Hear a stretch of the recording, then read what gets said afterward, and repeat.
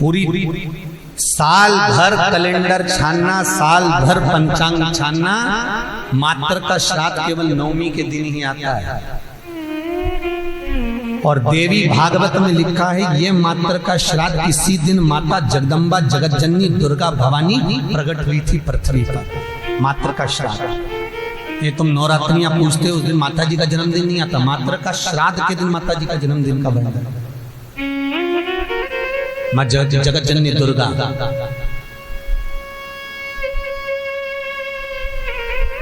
मात्र का श्राद्ध किसी ने कृष्ण किया है, वो हम लिखकर लेकर आए हैं कि महाराज श्राद्ध पक्ष में हमें किसको भोजन कराना चाहिए। ऐसी कोई पुराण नहीं जिस पुराण में लिखा है कि स्त्री मरे तो स्त्री को ही भोजन करा। बहुत ध्यान देना महाराज कथा था। श्राद्ध पक्ष में कोई विडो स्त्री मर गई, कोई विधव्य नारी मर गई, विधवा स्त्री मर गई तो किसी विधवा को भोजन करा। कोई स्त्री चली गई तो उसकी जगह स्त्री को भोजन करा। आप चाहे मार्कंडे पुराण उठा लो, मनुस्मृति उठा लो, व्याघ्र स्मृति उठा लो, किसी भी पुराण में किसी भी शास्त्र में यह नहीं लिखा कि श्राद्ध का भोजन आप स्त्री को कराओ।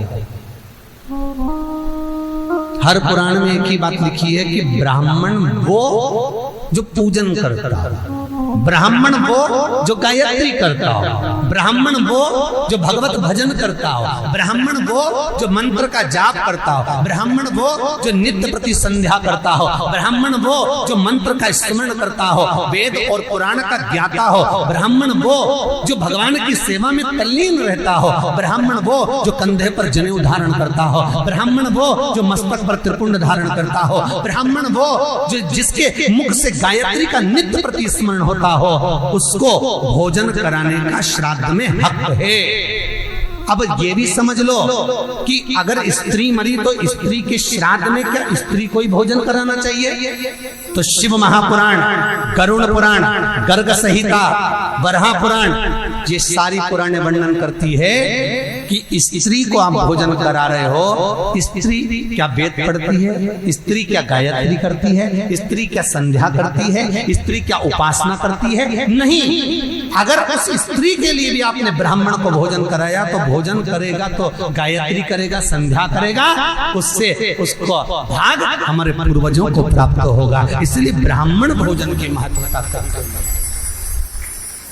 फिर दूसरा क्रम कहा गया, मान लो अगर कोई सौभाग्यवती नारी चली गई, सुहागन स्त्री चली गई, कोई पति के साथ सती हो गई, कोई ऐसी स्त्री गई है तो स्पष्ट कहा गया है महाराज, हमारे यहाँ मनुस्मृति में कहा गया कि अगर कोई सौभाग्यवती नारी चली जाती है तो उसको केवल स्त्री को भोजन नहीं कराना है, उसके साथ उसके पति को भी भोजन पर बुलाना है, तब भोजन का श्राद्ध का भाग प्राप्त होता है। नहीं तो वो स्त्री जिसका तुमने श्राद्ध करा है, केवल एक नारी को सौभाग्यवती को बुलाकर भोजन करा दिया, साड़ी दे दी, चूड़ी दे दी, बिंदी दे दी और वो चली गई, तो वो नारी साल भर में स्वप्न में पूरे घर को दिखेगी, जरूर कभी भी दिखेगी, पर दिखेगी ये पक्का।